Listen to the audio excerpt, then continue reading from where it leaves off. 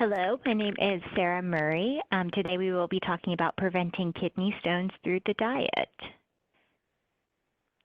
So some objectives of what we will be going over today, we're going to be talking about identifying the different types of characteristics that define the kidney stones. We're also going to be reviewing some common risk factors associating with kidney stone formation and discussing some evidence-based nutrition interventions for prevention of kidney stones. So while kidney stones are not completely preventable, hopefully we can find some dietary changes that can help you to reduce your risk of developing them. That's the goal for today. So kidney stones are definitely a big concern. Kidney stone patients have a higher risk of death, and once you form one, you're more likely to form more. 50% or more of kidney stone formers will form another stone within the next 5 to 10 years. So that's a significant risk of developing more, and there is a growing prevalence in the U.S. Today versus 1994, so in the past 26 years, there's been a significant increase in the amount of people that kidney stones affect. Today, it's about 1 in 11 people in the U.S. versus 1994, it was 1 in 20 people. So a huge resurgence, a huge increase in prevalence for kidney stones. So today, hopefully, we will try to figure out ways to decrease your risk of developing them. This is an interesting chart to be able to see how prevalent kidney stones really are and where they actually occur. So there's something called the kidney stone belt, and it's usually in the warmer climate. So it's more common in the south of the U.S., and this occurrence is actually increasing with global warming or with climate change. So we're noticing an increase along with that. It used to be more common in males until about 2008, so it's an increasing incidence in women and children. So it's not only increasing in prevalence overall, but it's also increasing in all aspects of the population. And kidney stones, just in case you hear it, it's also called nephrolithiasis. That's just another fancier name for kidney stones. So if you hear that, that's exactly what that means. There are a number of different risk factors that can increase your prevalence of developing kidney stones. It could be genetic, it could be a metabolic factor, it could have to do with different comorbidities. There are a number of different comorbidities that can increase your likelihood of developing kidney stones.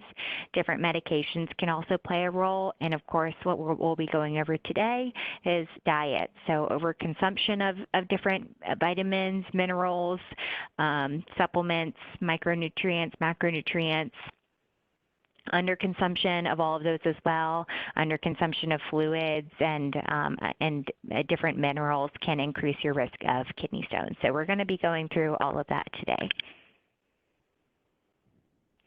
So what exactly are kidney stones? Essentially, they are little stone pebbles that can develop in your kidneys.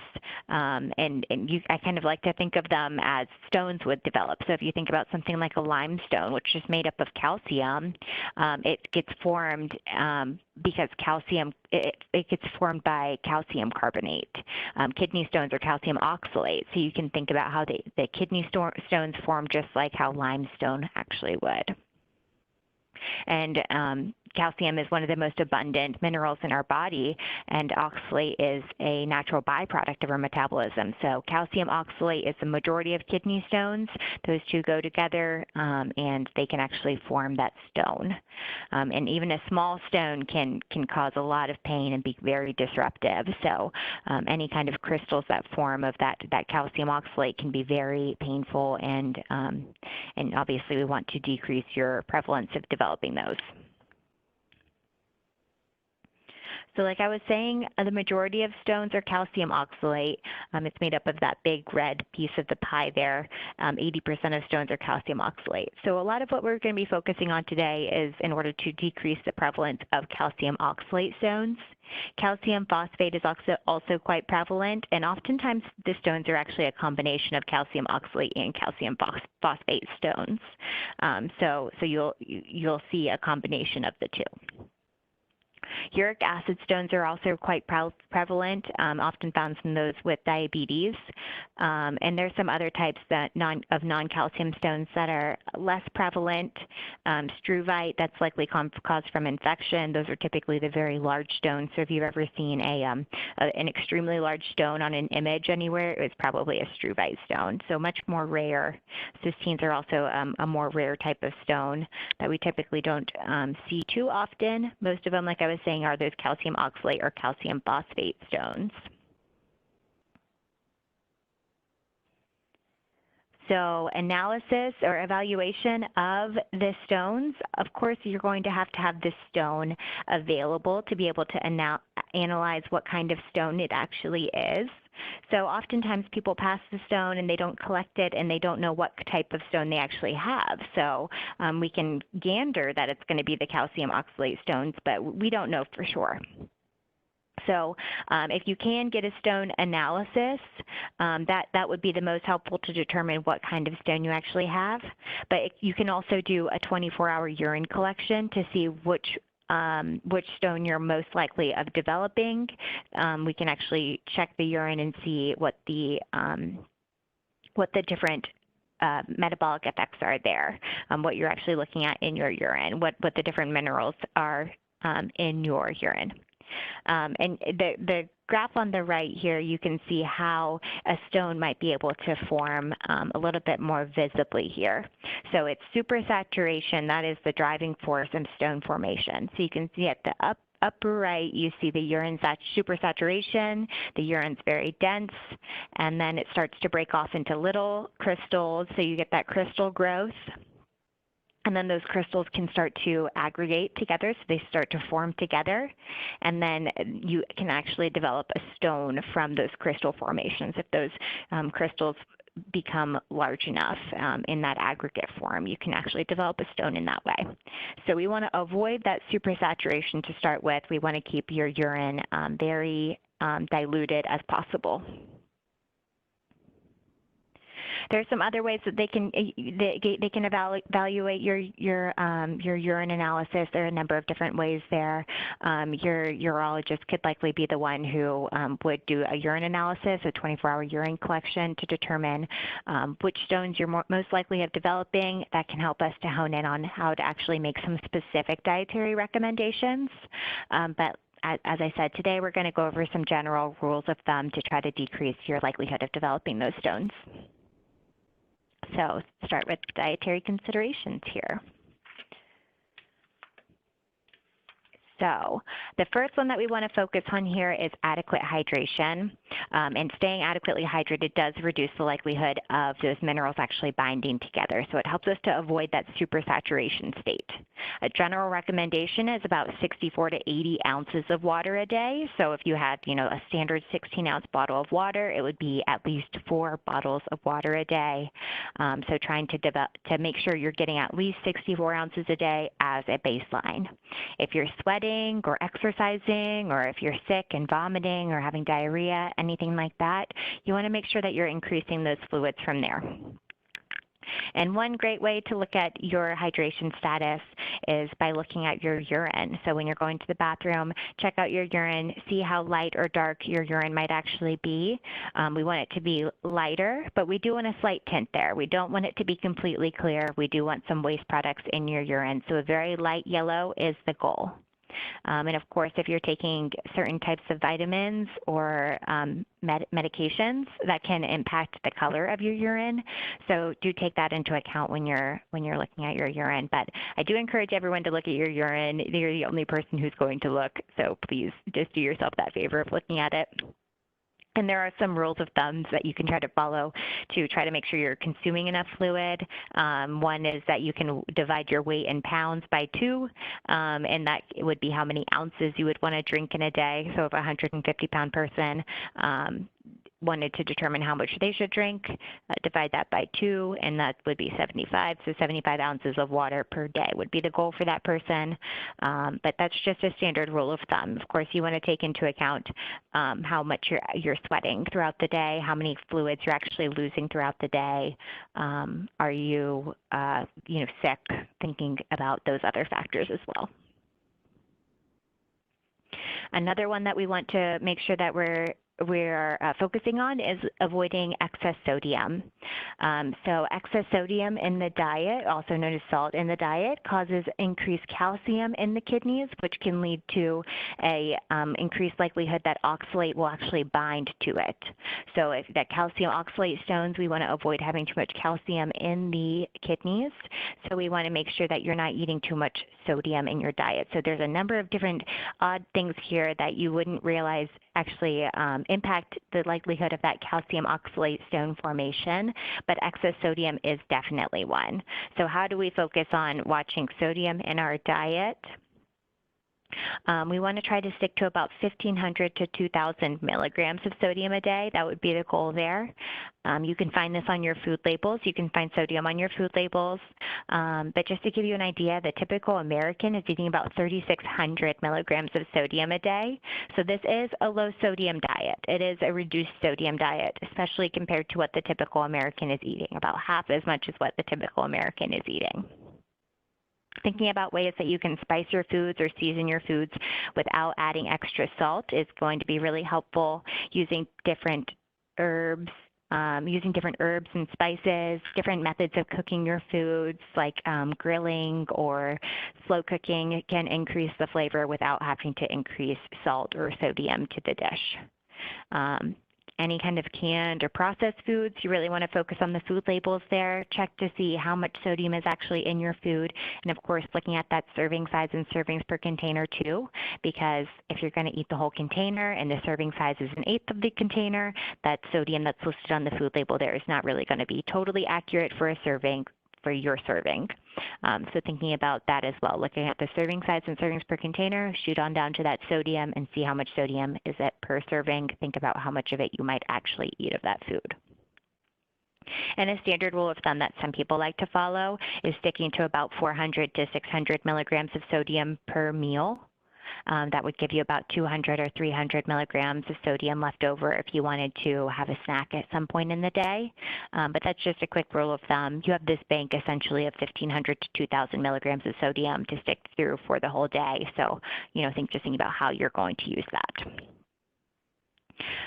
When you're going out to eat or dining out, it's really easy to go overboard on the sodium. So thinking about ways that you can decrease the sodium when you're dining out, maybe asking for the sauces or seasonings on the side, dressings on the side, those tend to be quite high in sodium. So thinking about ways that you can alter or modify your dish, ask for it without cheese, different crunchy toppings, going without those, and thinking about that maybe even ahead of time so it takes the temptation out of the way as well. Labels can be a little bit deceiving. So low sodium and very low sodium, they actually are a technical term as far as milligrams of sodium. Very low sodium means 25 milligrams or less per serving of that food. Usually you'll find that on like fresh vegetables or something. Low sodium means that it's 140 milligrams or less per serving. But of course that depends on the serving size. Is that serving size actually realistic for you? Only you can answer that question. Reduced sodium means that the food product is 25% less sodium than the original product. So it could still be a high sodium food. The original product could have had 1,000 milligrams of sodium. The reduced sodium still has 750 milligrams of sodium. Doesn't mean that it's a low sodium food, but just means that it's got less than the original, 25% less or more. So do take that into account. We want to try to find those low sodium or very low sodium foods. If reduced sodium is the best that you can do, definitely just try to take into account the actual milligrams that's in the food. And a quick tip there, if salt's listed in the first 5 ingredients, it's probably too high in sodium. But like I said, you can always just look at the actual sodium milligram content on the food to determine if it falls within your goals for the day. Another thing that we want to try to focus on is limiting excess added sugar in the diet. So by doing this, you want to read the food labels. So looking at the food labels, as far as just as 2020, as of 2020, they had to list the includes however many grams of added sugar to the food label. So this is really helpful so you can see how much added sugar is actually in the foods that you're eating. So this is an addition of sugar. This is added sugar. This is sugar that's not naturally in your foods. So this does not include the sugar that's already existing in your foods, like in your fruits or in your dairy products. That's natural sugar there. That's not what we're referring to here. So avoiding excess honey or refined sugar is what we're really trying to focus on here. Another thing that we want to focus on is avoiding excess animal protein. So an interesting tidbit here, animal protein in the American diet has been increasing since World War II. You can see the increases in protein in this chart here. So this is a population study, so you can't really determine cause and effect here, but you can see as the animal protein increased, there was an increase in the actual amount of kidney stones that individuals were forming in the U.S. So this is animal protein, including your meats, your fish, and your protein. So we want to avoid an excess amount of protein. So especially if you're at a high risk of kidney stones, we want to stick to maybe about 0.8 to 1.2 grams per kilogram of body weight. That's the standard recommendation there. So depending on your size, this is going to make a difference. So this is showing the amount of animal protein, the amount that animal protein has on the concentration of calcium oxalate and uric acid in the urine. So not only is this increasing your likelihood of developing these calcium oxalate stones that are so prevalent, but it also increases your likelihood of developing uric acid stones. And you can see this in another slide here as well. It is in this slide right here. So this is looking at a Western diet versus a vegetarian diet. When they switched these patients over to a vegetarian diet, they saw a significant decrease in uric acid supersaturation. So this is decreasing their likelihood of developing those uric acid stones. And just to go back a couple of slides here, you can see that the overall likelihood of developing stones with an increase in animal protein went up significantly. So as you increase that animal protein, the likelihood of developing kidney stones went up. So it increased 250%. So that's a very significant amount there. And this is showing the amount that the protein has actually increased throughout the American diet. So we went from eating about 45 to 50 grams of protein a day to the American diet eating about 75 to 80 grams of protein a day on average. So we see this increase in animal protein consumption, and we see an increase in kidney stone development. So there is a strong correlation here. So what are some plant proteins that we can eat? There's some examples over there on the right. Your nuts, your seeds, your beans, your peas, legumes, they're all high in protein, and they're all they're all plant sources of protein. Plant proteins also contain this antioxidant called phytate, which actually blocks the absorption of calcium into the bloodstream and decreases the calcium that's in the kidneys. So it's decreasing the calcium that's in the kidneys, so it's less likely for that oxalate to bind to the calcium and form those stones. So these plant proteins are an excellent swap when you're trying to switch out the animal protein from your diet. Swapping over to the plant proteins can help you to be less likely to develop those stones in two specific ways. So those beans, those whole grains, nuts, and seeds are a great swap there. So we also want to make sure that you're getting a good amount of vitamin C. So we want to find a balance of vitamin C. We want to avoid an excess amount of vitamin C, but we also want to make sure that you're getting enough vitamin C. So you can get enough vitamin C just from the fruits and vegetables that you're eating throughout the day, the different foods that you're eating. So a balance of vitamin C can help your body to remove the oxalate from the blood, which is, of course, is going to prevent the calcium from binding to it, thus having less calcium oxalate stones. Most Americans do get an adequate amount of vitamin C on the food label.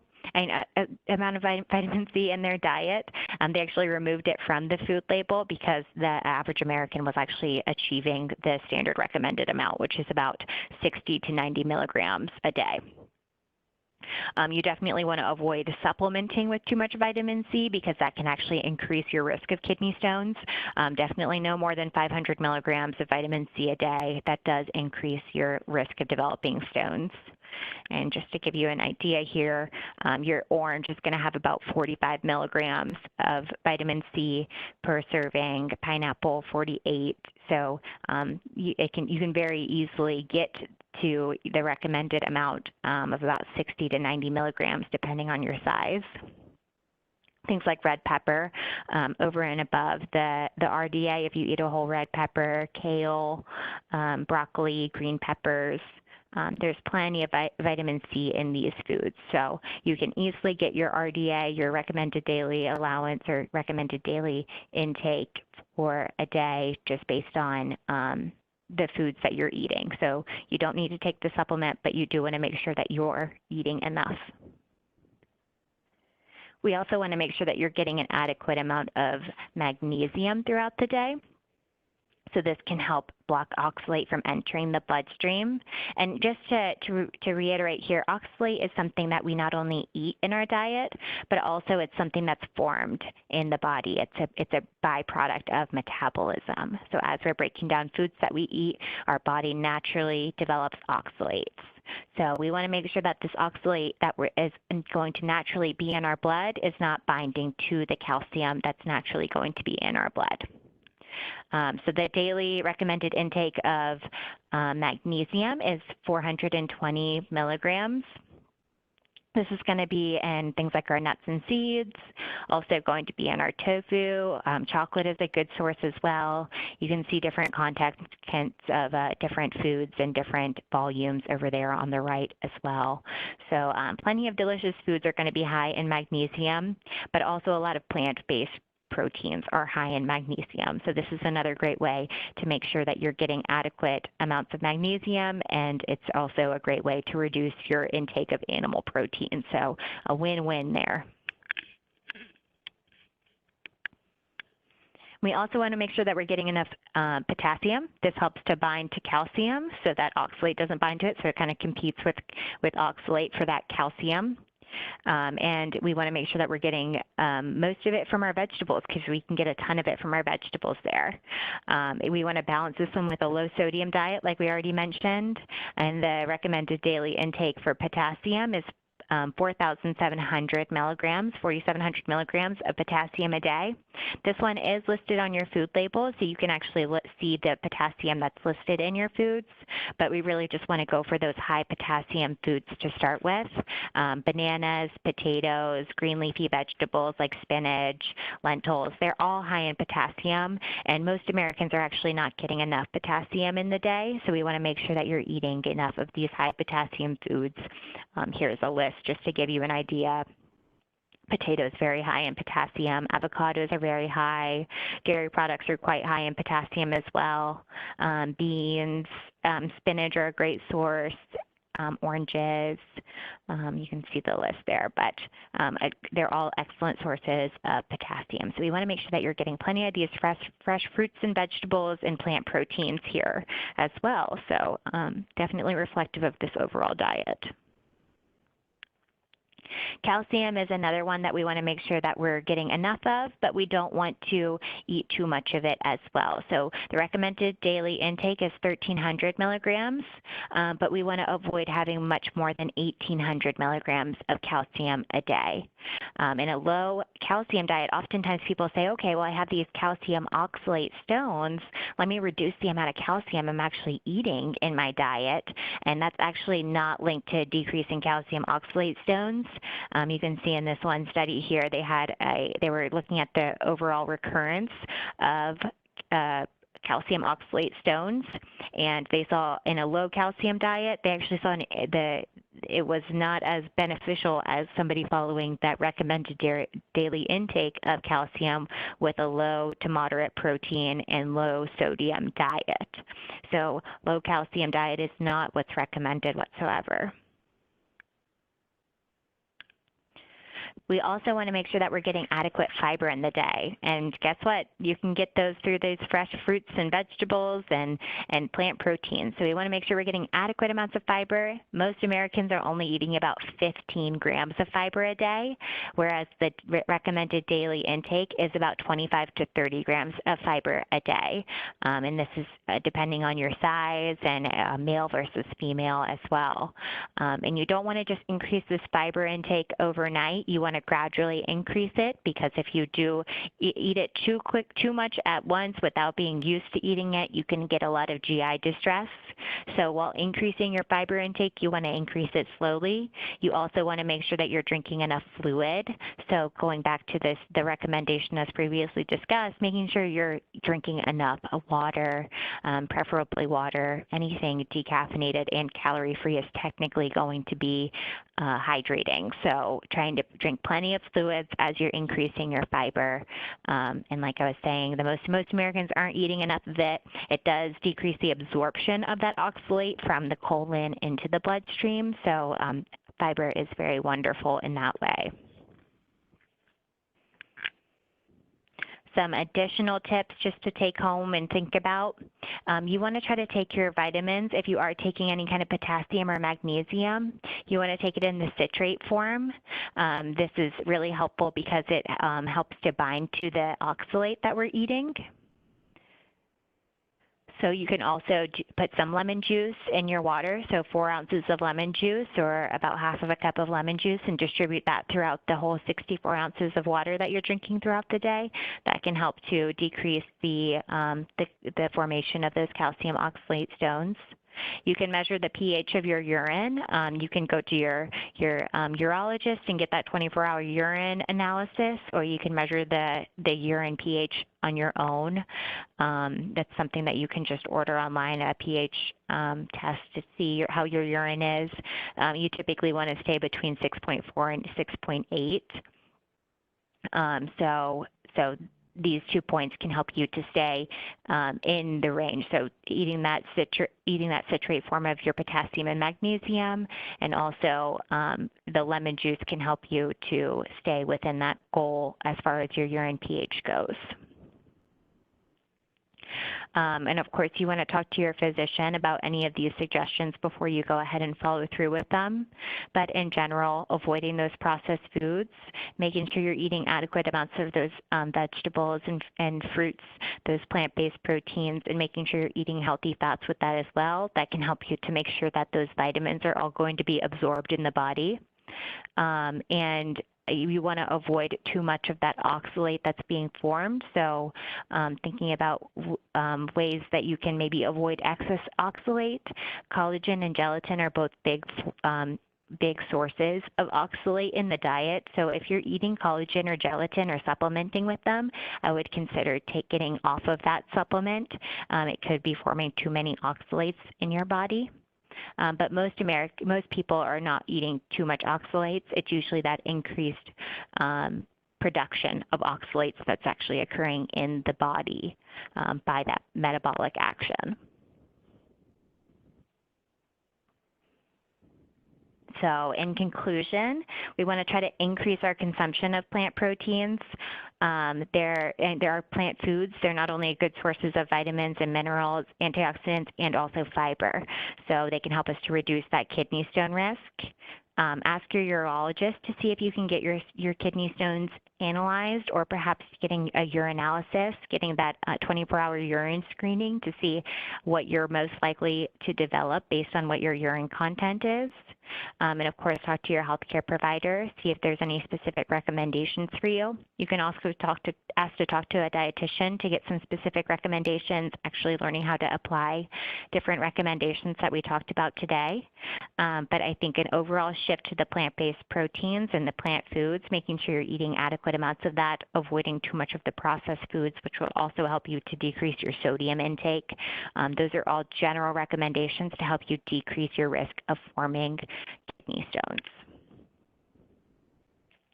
So if you have any questions, obviously we're not taking any questions live today, but please don't hesitate to email me. My email address is at the beginning of this presentation, and I'm more than happy to answer any specific questions for you that you may have.